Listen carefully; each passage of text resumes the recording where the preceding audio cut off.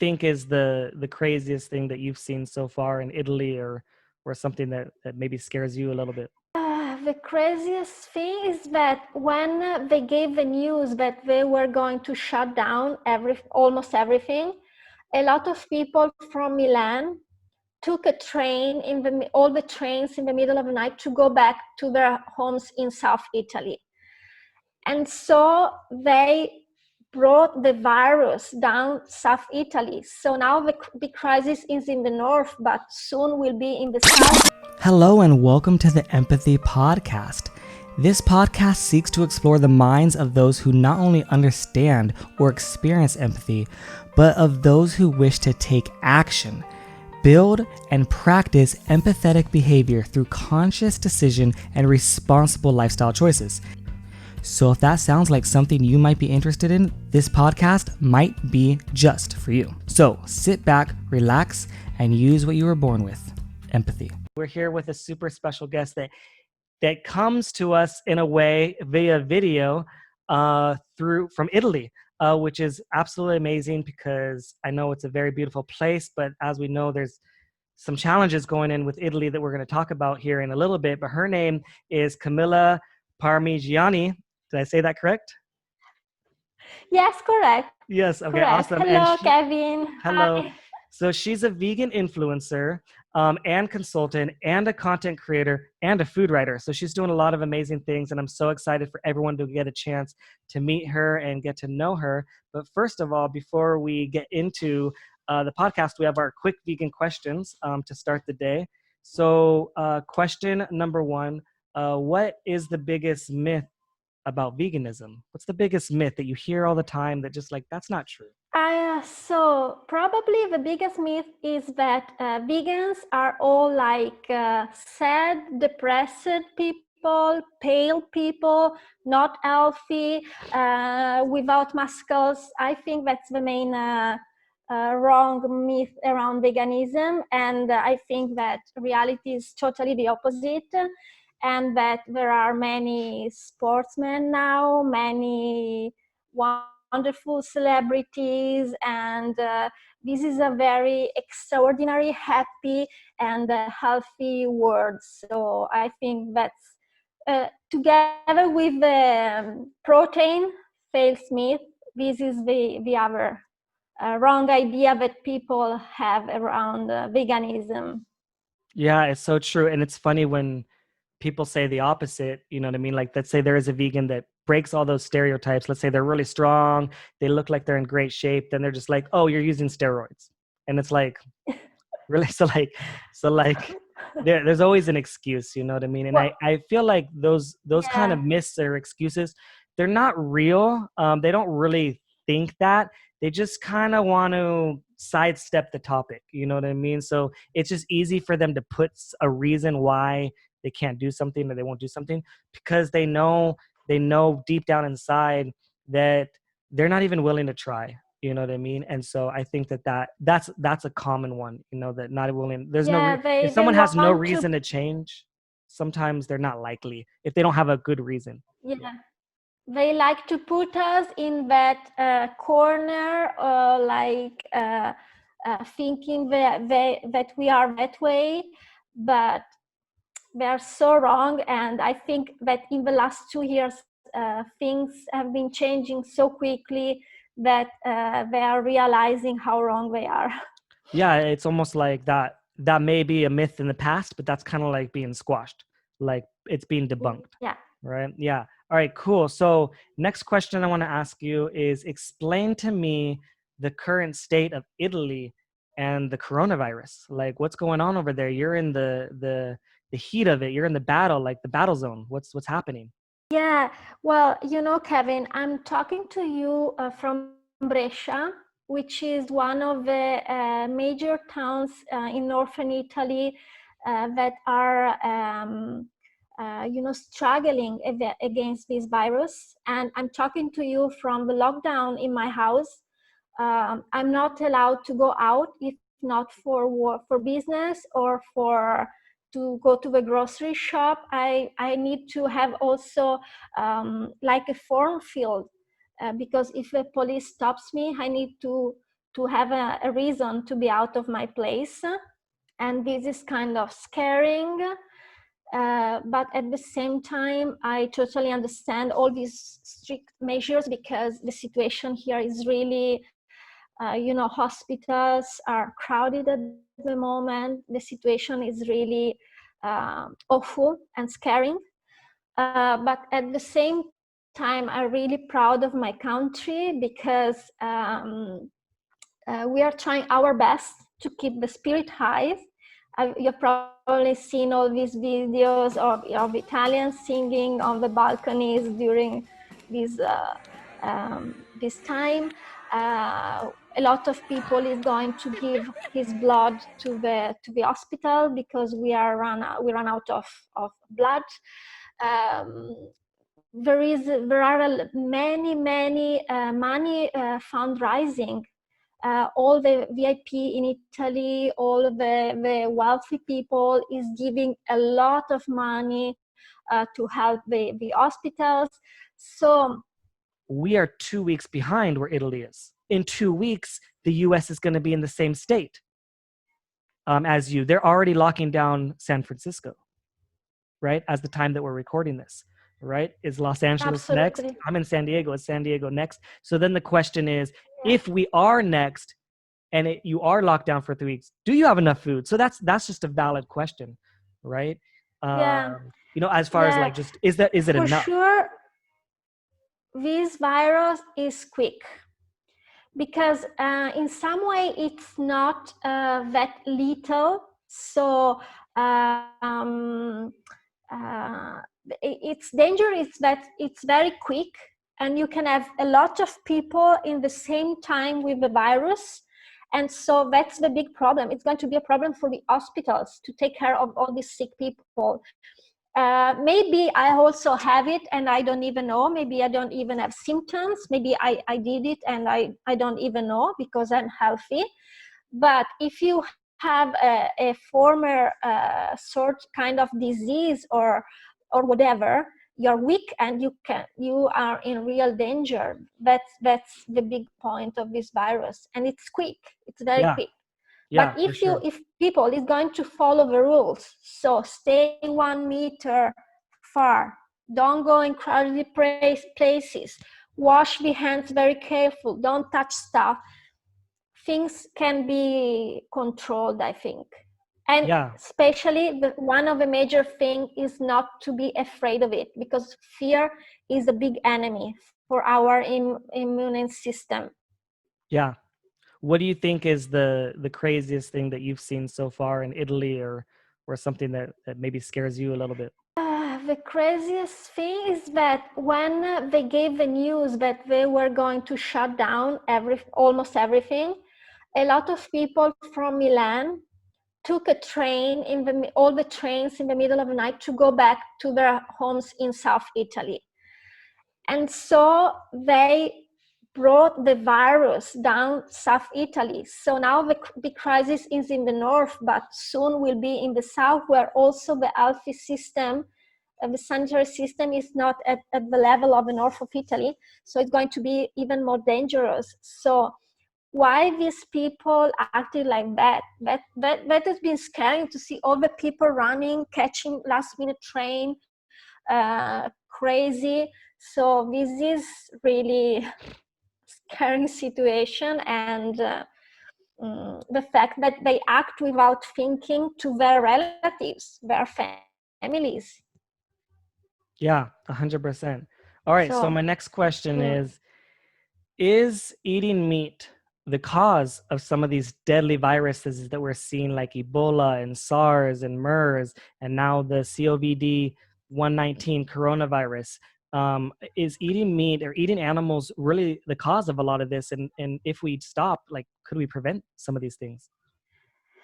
well, all these huge crazy virus come from China, and they're connected to animals. So these are viruses that come from animals, and the fact that they have these open markets with all these animals, and and all these recent and huge virus come from there. It's also the SARS, this coronavirus, and all the latest virus come from there. And it's proof that they come from animals. So that's a big point. That's the point. We can't go ahead eating meat, and especially to have the animals treated in this way, because this is also affecting us. Yeah, even the diseases that maybe aren't new, or maybe the diseases that everybody kind of knows about, like let's say just like E. coli and Salmonella, those are just some basic ones that people get all the time. And they say, oh, cooking the meat raw. If we were designed 100%, we were designed to eat meat, whether carnivore, whether 100% omnivore, we wouldn't be getting these diseases. Animals that are supposed to eat meat don't get salmonella or E. coli infections. They eat the meat raw. They can handle it. We have to cook everything thoroughly prepared. But another big issue that I think is coming, or hasn't maybe really soon, is the antibiotic resistance. So over 80% of the animals in the US are fed the antibiotics, right? Yeah. And so when Yes. people eat the meat, they get the antibiotics, and eventually your body will be resistant. So there's a lot of strains that are potentially coming out. So what if, this one is, let's say the death rate is 3% on the coronavirus. What if we get one of the viruses that's just as easily spread as the coronavirus, but it has like a 70-80% death rate? Like that's the stuff that's in movies. But these things, you're seeing that it's almost like these viruses are just like us. They want to survive, they want to thrive, they want to grow, they want to build, they want to expand. You know what I mean? And so they're going to find any way to expand, and we're giving them a lot of challenges to grow and expand and multiply, and so many different types of animals and different types of DNA, that these viruses are only going to get stronger. They're only going to get worse. The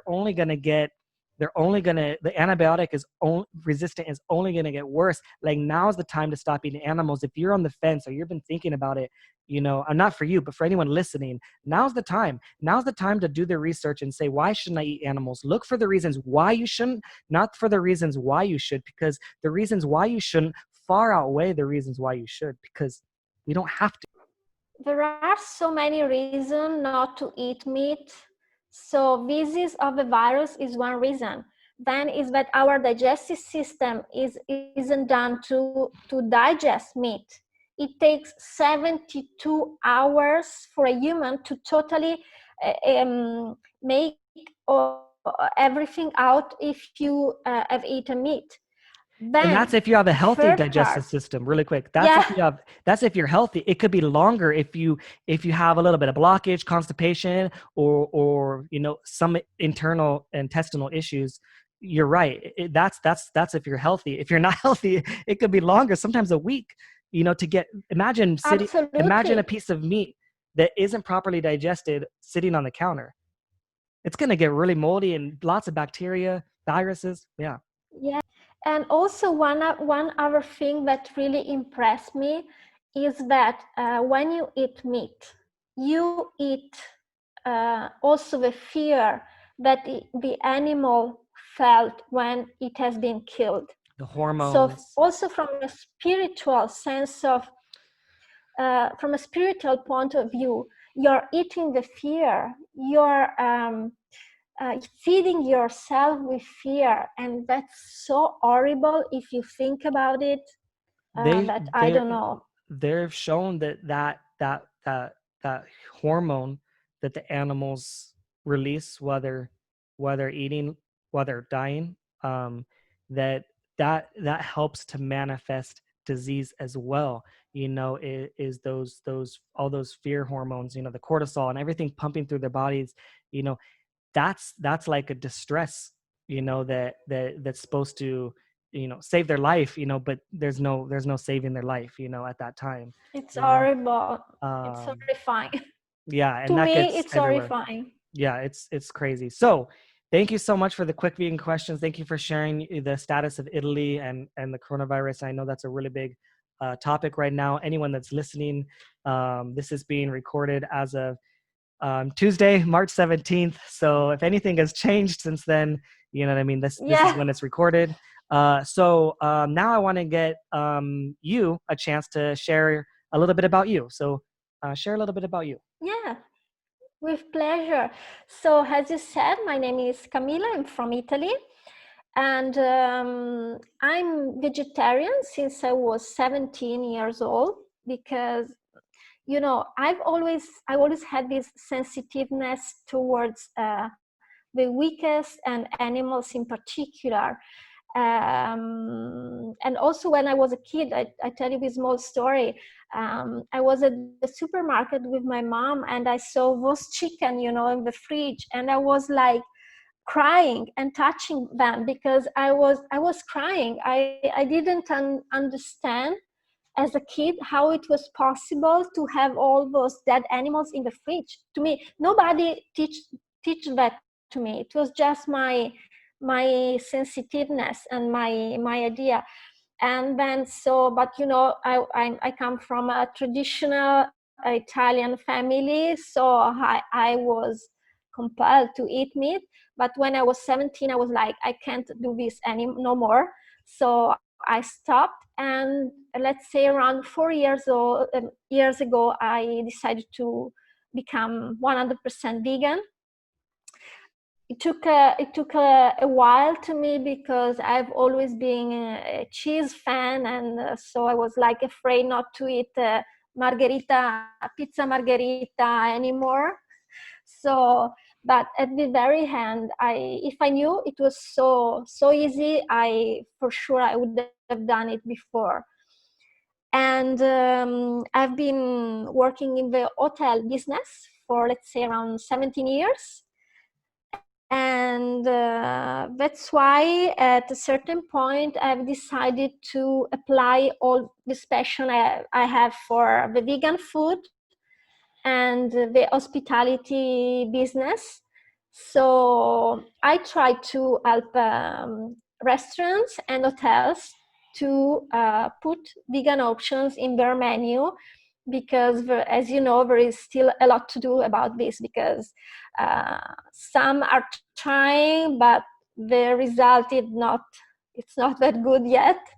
So I try my best because, you know, Kevin, I've been pushing people toward becoming vegetarian for many years. I had so many discussions in my life that at one point I decided to change a bit my perspective and realized that the best way to change the mindset of people is just to give the best example. So they get very curious, they want to know, and in this way I think I affected a bit more than just keeping pushing and tell people what to do, because nobody wants to someone else to tell them what to do. So Yeah, this and is a short. there's also real like science behind like whether it's be an example, but even what I've been reading a lot now is about how behavior change can lead to like changing of the mindset. You know what I mean? For example, if I share with you like, hey, you know what I mean, if you eat, let's say, a vegan burger, you know, you'll reduce 99%, you know, less water, 90% less greenhouse gases, you know, no animal has to die, this much less land usage. You know, I could share all that information with you, but most people are going to be like, I don't really care, right? But if you say, hey, you know, try this burger's delicious, and they eat it, this is really good. Hey, did you know that also this burger is blah, blah, blah? Then they're more likely to listen. They're more open because you actually made a behavior change. So you going into restaurants or you offering options and them getting a chance to have that behavior change, it's going to shift their mindset. I can tell you lots of stories of people, well, not lots of stories, but a few people that I know specifically that, you know, maybe I'm sharing some information, talking to them, and they're just like, la, la, la, la, la, I don't want to hear, you know, for whatever reason, just very close-minded. That's fine. Some people are like that. But then then they come up to me like, oh my God, I had this vegan burger. I couldn't believe it. It tasted like It tasted like, real meat. And then they wanted to talk. Now they wanted to have a conversation. Now they wanted to see. And so I'm a huge believer in that, in the setting the example, but also helping people to get behavior change, because the behavior change is proven to lead to the mindset change. So many people are Yeah. working on mindset. Don't get me wrong. There's countless people out there that will change based on mindset, but there's a whole nother percentage of people that will not. And they'll only change once some of the behaviors start changing. There are some people out there that will not change a single thing they do. But if they walk into the supermarket and they see two meats next to each other, right? And one is cheaper and one is more expensive, and they buy the cheaper one and it happens to be vegan, they won't even care. Like they don't care about the animals, they don't care about the environment. They care that this meat that they like is cheaper than the other one, Yeah. and it tastes just as good or better. And that's it. And so Yeah. I believe in the Beyond Meat companies and the Impossible Food companies and the companies that are Just Egg, and there's so many countless others that are doing that, but also people just like you that are getting those foods into the markets, into the restaurants. That is also just as important. For example, if like a great company comes out, or great idea or great food comes out, but they can't get into the restaurants and they have other people getting them into the restaurants, like it's great for both parties. And it's great for the restaurant, like you say. I've heard you talk about it's great for the restaurant because now they can incorporate so many more people. So before, they might be limited. Like, I'll tell you, there's times where I'm like, oh, let's go to a restaurant, and I might be with a group of friends, and not everyone's vegan, and they're like, the good news is if you go to a vegan restaurant, everybody can eat there. But Yeah. that's great news. Everyone can, meat eaters, omnivores, everyone can eat at a vegan restaurant. Well, everyone can eat at any restaurant, even vegans, but vegans choose not to eat at the other restaurants that are, don't have vegan options. So that limits a lot of people, right? And restaurants that are smart, and they see trends, and they see, we're Yeah. talking Yeah. about Of trends, course. they're smart, they need to get these options in there. So absolutely. Yeah, I think it's a great opportunity for them. First of all, because okay, I'm vegan, but I don't go on my own in a restaurant. I go with my boyfriend, I go with my friends. So if you don't have vegan options, you're not just losing myself, you're losing a 10 people table. So and that's one thing. The other thing is that everybody's talking about sustainability nowadays, and many hospitality mm, operators act like meat it's not part of sustainability. They take care about the energy, plastic, and stuff like that. So the other thing I'm trying to do very hard, and what I'm pushing is that um, the, to have vegan options is very important if you want to label yourself as sustainable. Because if you have a menu with every kind of animal, like from every kind of animal, how can you call yourself sustainable? Yeah, And what's absolutely. the Yeah. reason? What does it cost to have at least one starter, one first course, one main course, one dessert? What does it cost to you? And this is going also to make your brand and your name. It's going to give a value to your brand and to your name. Yeah, it does. So, Yeah, uh, there's a local supermarket that we just did an action a few days ago, like a disruption, right? At the supermarket. And the biggest reason why is kind of what you're saying. They claim to be natural, they claim to be healthy, they claim to be sustainable, they claim to be all these things. And people go there and they feel really good. They're like, man, I'm getting organic, I'm getting free range, I'm getting natural, I'm getting, these are good for me, it's good for the environment. And they get all this messaging, but if you peel the layer back a little bit deeper, you're realizing that that's not true. And so the challenge, and one thing that we're trying to communicate to this particular establishment in my local area, is that you can't claim these things if you're selling dead animals that came from a tortured place. And the organization that I volunteer for, they've done 2 investigations into their poultry farms, and I think into one of their other farms, 2 farms, and they saw abuse, and they saw dead animals, and they saw sick animals, so they could see they have the footage from the investigation and the proof that it isn't true. And the reason why that one is different, right? Let's say that restaurant, a lot of people say, why? I mean, not that restaurant, that supermarket, because they do a lot of good things, right? That they do a lot of good things as well, right? And have a lot of good products. And they're like, why not focus on one of the other ones that's really bad? I'm like, well, the ones that are really bad aren't claiming these things. So they're actually not lying. They're not good, but they're not telling you Yeah, that it's natural or good for you when it's not. They're just saying, here's what we have and choose what you want. You know what I mean? Here's the meat section, here's it's the dairy called section, here's the veggie section. it's called greenwashing. That's greenwashing. They It's really, act yeah. like they're green, but they're not. So Yeah. that's the point. Interesting. Yeah. So I want you to take And me back a little bit for you, if you don't mind.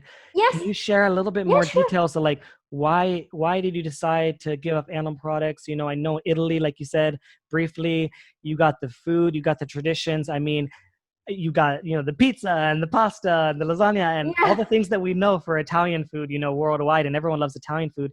And I always think Italian food for sure is cheesy, for sure is mozzarella, right? And it's so yeah, funny too, like the culture of and traditions of Italy versus all the other countries. And it's so interesting, is like no matter where I go, I hear the same thing. My culture does this, my tradition does this, we're used to eating animals. The truth is they all are. Yes, some are more, but I always say, like, if an American can do it, because America eats more meat per person than any country in the world, yeah. right? And you know It's what's number true.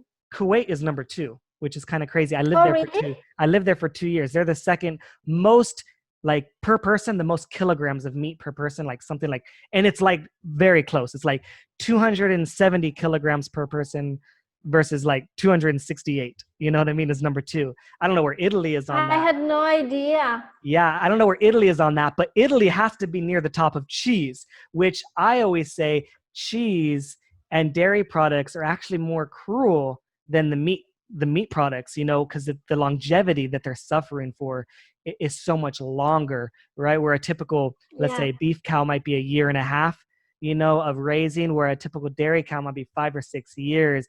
And it's not only the suffering of the pain of the machines, right? Where beef cows just get to yeah, walk and eat, right? Dairy cows are actually yeah, kind of tortured for a while, but also they're forcibly impregnated over and over. Their babies are stolen. So a lot of yeah. emotional It's trauma, a lot of physical pain, a lot of, and when they're done, like when they're actually like spent and they're too tired, they become beef anyways. They become the part of the meat industry anyway. So it's to me, it's actually worse. But I'd be interested on you. I'm sure that was the hardest thing for like most people, was cheese. So tell me a little bit about what well, did you see? What made you change your mind? Because it's not easy. well. First of all, I realized that cheese is poison. I've never been like a milk fan, so I never I didn't use to drink milk anyway, despite in the cappuccino maybe. But for sure, I used to, as a vegetarian, I used to eat a lot of cheese. And at some point, I realized that, first of all, that's poison, because, as you know, as adults, we are not done to digest all that nutrients. So it's really poison for the body. And then I realized that I needed to be honest and coherent on my decisions, and the fact not to eat meat wasn't enough. So I needed to be 100% uh, for, for sure. I don't pretend to be perfect, because nobody's perfect on this world. But I said, if I want to at least do my thing, to protect and to give a good message, I have to cut cheese, and as well to cut the cappuccino, and so cut the eggs and everything connected to it. So from one day to the other, I took my decision, and that was it. So, and honestly, it's not that bad. They're making, a very good vegan cheese now in Italy.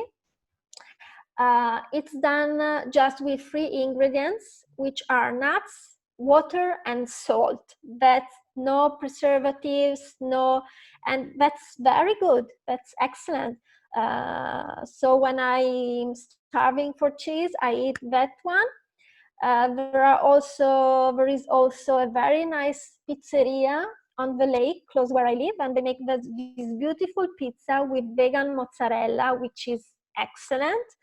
So I'm happy, and I don't need to drink or eat anything that comes from a raped calf.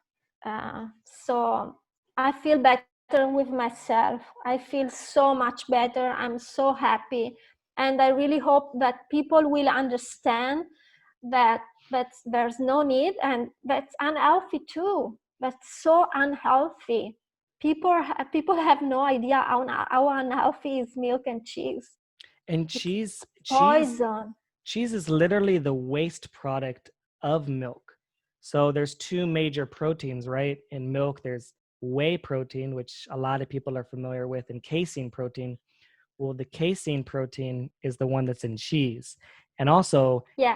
that's the protein that's designed to make the baby cow really, really want to come back to the mother cow, and kind of sends like good signals. It's like the feel good signals. And so too much of that can cause addiction, right? So the same kind of sensory pleasure that you get from like drugs and stuff that like enhance your senses, or your sensory pleasure, or your addictive qualities that makes you like feel good, right, are the same feelings that's coming from the casein, right? And when it goes in your body, it turns into casomorphines, right? And so that is designed for the baby cow to come back to the mother. But the problem is it's so concentrated in cheese. There's so much of it that it's like getting double, or not double. It's like getting like 10 times the amount that a baby cow would. So it is very addictive. But then it's also like 80% fat, so Yeah. it's like an animal fat, like the worst Yeah. fat that you can eat. So there's a whole host of kind of things within cheese. There's a book called And in your stomach, it becomes like glue. yeah, it does. People don't know that. They don't know that. I worked in a pizza restaurant, and there would be pizza in the oven. When you would make the pizza, sometimes the cheese would fall off, right? So we had this like big mozzarella cheese. When a piece of that mozzarella cheese would come off and go onto the oven floor, like the wood, like the like the cement kind of like wood stone oven, right? That would stick there for so long, and it'd be so hard to get off. You're right, it is like glue. It was almost like cement to get this cheese Yes. off. And what's crazy is that's like 400 Celsius, or something like that. Like it's crazy hot. Guess what? It's Your body crazy. does your body doesn't get 300 degrees Celsius, right? Yeah. So imagine how Absolutely. hard it is for your body to get rid of it. And I used to always tell people, I would say, they'd be like, no way, that doesn't like, and I would say, watch. And I would throw a green pepper in there, or some spinach, or a tomato into the oven, just onto the oven floor. And I would say, look what happens. Look what happens to these vegetables when they get hot. They just become dust. They're just dust. Yeah. You Yeah. know what I mean? Like they're It's just true. small particles, No, it's they're crazy. ash, right? But Yeah. Yeah. that cheese would be there all day for sometimes. No. In fact, and also it's done to make a calf grow. That's huge animal. So if you drink it or you eat those nutrients, what is gonna happen to you? No, it's crazy. It's crazy that people don't realize it, the dangers behind this consumption. In the past, maybe people used by the countryside to drink a glass of milk in the morning, but because maybe they used to quit lunch, for dinner they had just few things, and this I can understand. But today we have so much food that if you add meat, cheese, milk, this is an overdose of food. That's not eating. That's not eating. Yeah, 100%. So I want you to share now a little bit more about what you do. So most people, not everyone, but I noticed since I've been talking to a lot of people, and they share why they went vegan, there's something that triggers inside them that they're like, okay, I've done this now. I've committed. I feel good. I feel happy. I feel healthy. I feel great. My conscience feels clear because I know that I'm not participating in something I don't agree with, right? Then they get almost like motivated to share with other people, right? And share their story or share their belief or help others to find this happiness as well, because we're all on that pursuit of happiness, right? And I think this is one key way that can help us. So what do you do now to give back? What do you do to share, to spread information, whether it's for the animals or for human health, environment? So, as said, I try to show, first of all, that I can live a very interesting and happy life without affecting on animals.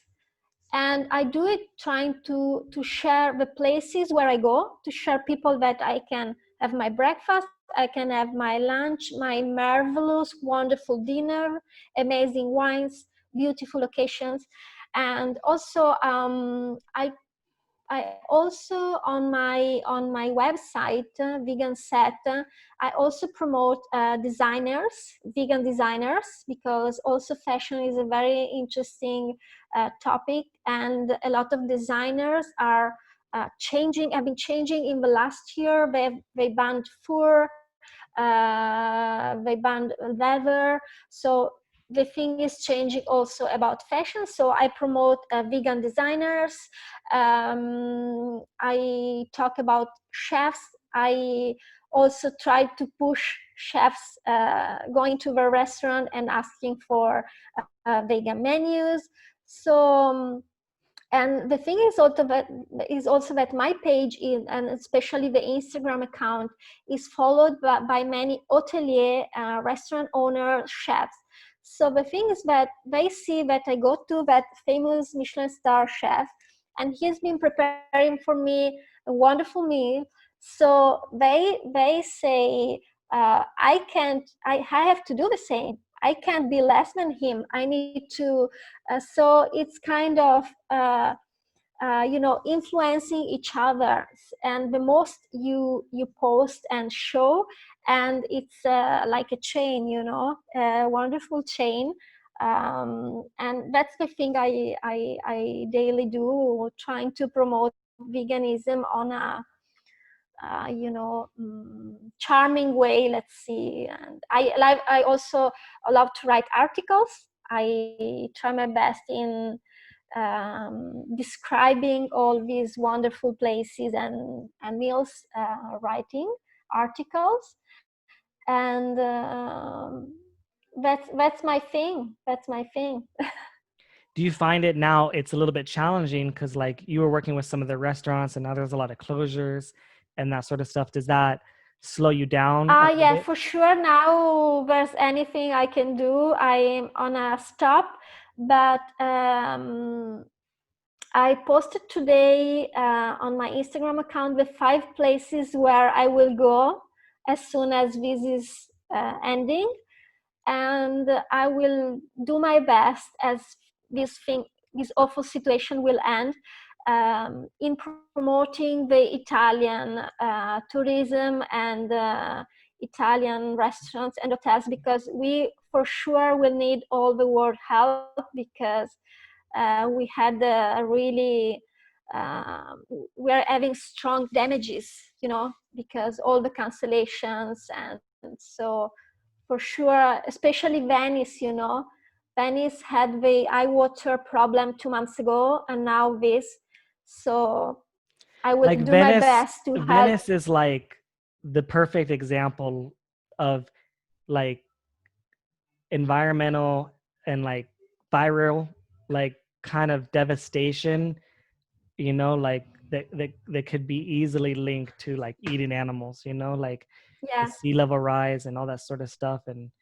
And it's just Yes. those are just lifelong damages, and like some places can't recover, like especially restaurants aren't big money makers. People think oh, I want to open a restaurant and restaurants don't make a lot of money. It's very tough, you know what I mean, for restaurants to make a lot of money, you know, Yeah, even it's some big chains. yes. So when you have these hiccups, these laps of like, no, you can't sell anything for 2 weeks or 3 weeks or however long it's going to be, some that could be enough to put these businesses under.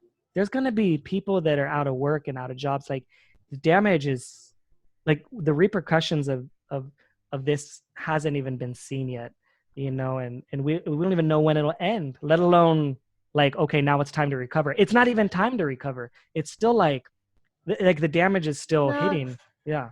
yeah, because it's going to be, it will take a while here, but now that it's starting abroad, if we leave Italy lives with tourism from abroad, we need to wait that all the people from abroad ends so it's going to be tough here for many people, and I'm praying because you know, hospitality is all about passion. If you don't have passion for this, you can't do it. So it's really sad to see all these people that was ready to start the season and open their hotels and restaurants, and they can't do it. They can't hire people, they can't hire the staff, and it's very sad. But I'm a positive person, so I'm sure we will fix this and everything will be fine. I'm sure 100%. And I will try to do my part. Even if it's small, I will do my best. Yeah, for sure. Well, thank you so much. I appreciate that. So, is there anything else that maybe you really want to share that's really important to you that you want the listeners to hear, or maybe something that you mentioned that you just want to reiterate is very important? Well, I would like to tell people not. I'm talking about habits, daily habits, not to do things because the majority of the people is doing it. So just look in yourself and make a thing, and I think that people should be more conscious and at least try to be conscious about their decisions and the effects of their actions.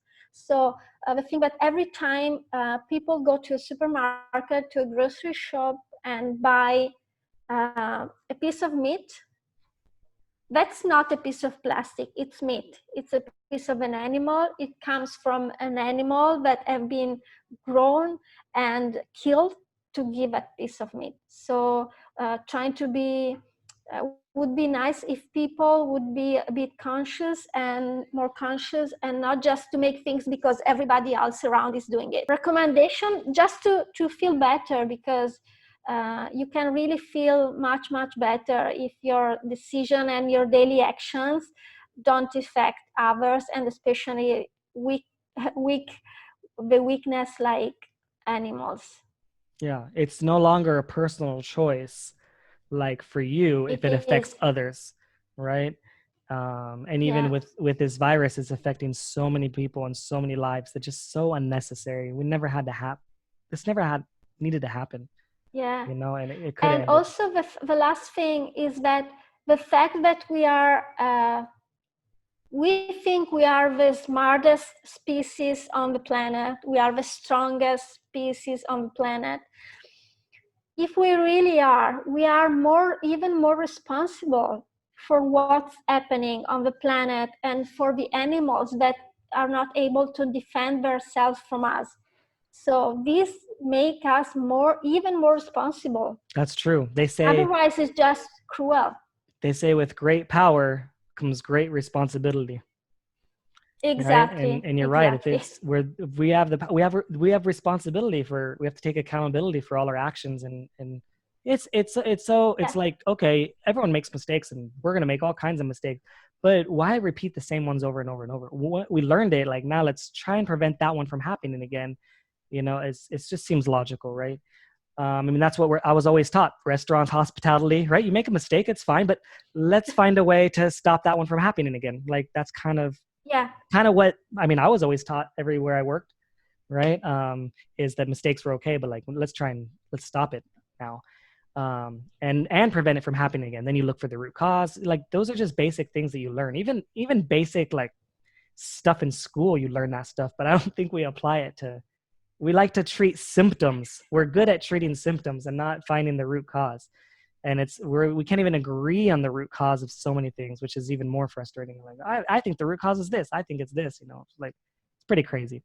All right, cool. So where can people find you? Where are some places that people could reach out to you, connect with you? So my website is www.veganset.com, and then I have an Instagram account that it's Veganset, and also on my LinkedIn page, which is Verde Camilla Parmigiani. So All right.